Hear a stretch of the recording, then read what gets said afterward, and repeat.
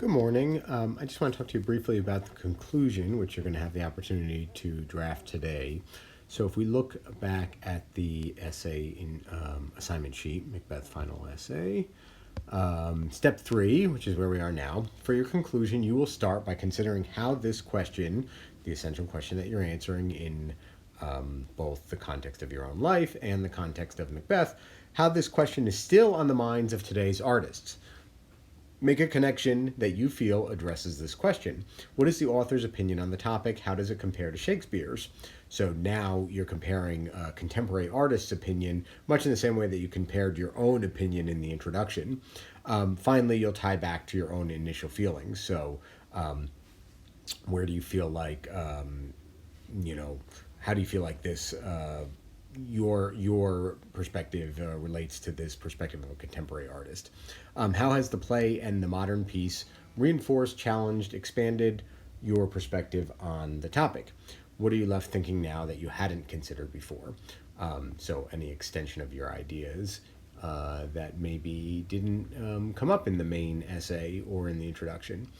So I gave you, these are the same documents you had last time, except you were focusing on the introduction part. Now you're going to focus on the conclusion part. So if you look at the steps, step 1, write a few sentences summing up and explaining the importance of where your analysis left off. What conclusions are you left with after looking at all of your evidence?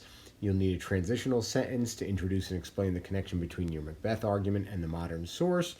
The sources don't need to say the same thing as your argument or your personal opinion, or maybe they reinforce one or the other, or maybe all three are in line, maybe all three are different. That's fine. That's the whole point, is to analyze this essential question, how this aspect of human life, this significant aspect of the human condition, manifests in your experience in Shakespeare's art and in contemporary art. So we'll need a little context for the outside source. Title, author, year of publication. Now this could be a song, it could be a book, it could be a television show. I'm open to lots of different media. Is there a video game that has a narrative that somehow answers this essential question? I mean, I would challenge you to find that. Any contemporary art that tells a story, that's what we're looking for. A story. Stories can be told in song, they can be told in poetry, in movies, in books. So it's a very open-ended challenge to find that contemporary connection, but I'm sure there's a number of contemporary pieces of art that speak to these questions, because I think they're fairly timeless questions. So you've cited the title, author and genre, year of publication, etc., and then you want to explain how the outside source connects to the play, connects to Shakespeare's opinion, and connects to your opinion as well. The strongest examples of this will use specific quotes from the contemporary source and quotes from Shakespeare. And finally, you'll reflect on how your view on the topic has changed or stayed the same. Reflect on how this topic applies to the world, and avoid generalities and cliches. Try to say something inventive, imaginative, fresh on the issue. Again, there's a transition guide that I've attached here that you can use here to write your conclusion. I'm going to encourage all of us to go back and review our body paragraphs for these sorts of transitions. This is a really nice chart that you may want to make a copy of and keep with you, because it gives you a lot of different synonyms for how to express different relationships between the pieces of your text.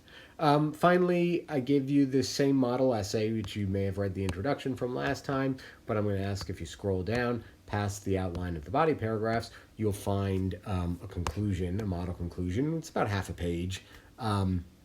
As Macbeth comes to understand by the end of the play, manipulation is a dangerous game. While it can seem like the most direct path to achieve our goals, once we engage in manipulative means, the outcome is no longer in our control. This is a concern not only for Scottish nobles in the 1200s. This is not a concern for only Scottish nobles in the 1200s either. The 2008 pop song "Vida La Vida" by Coldplay explores a similar concept. So now we've introduced the text. We're saying that it's connected to the ideas in Macbeth. Background, context. What about the text? The song tells the story of a man in search of glory who is willing to use any means to get it. In the end, he gets what he wants, but feels like nothing more than a, quote, puppet on a lonely string. Coldplay. Notice how the quote is really trimmed just to the essential idea here. The phrase puppet on a lonely string closely reflects Macbeth's Act 5 soliloquy, in which he compares his life to a, quote, walking shadow and a, quote, poor player that struts and frets his hour upon the stage. Again, really well-focused quotes.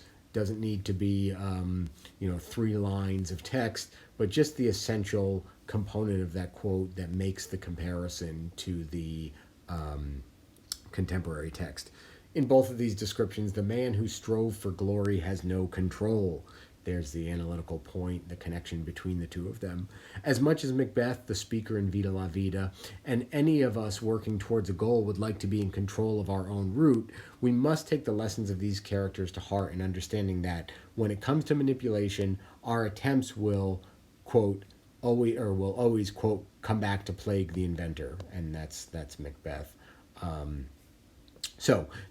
This is a paper in which there's a connection between the various ideas about manipulation. There's a common sentiment that manipulation in both the speaker's experience and Macbeth and in the Coldplay song, that manipulation is something that is going to come back and bite you. There's sort of a karmic aspect to it that this paper endorses. So enjoy this and spend some time thinking about, different things you've encountered and connections you might make. And this will be due before we meet next class.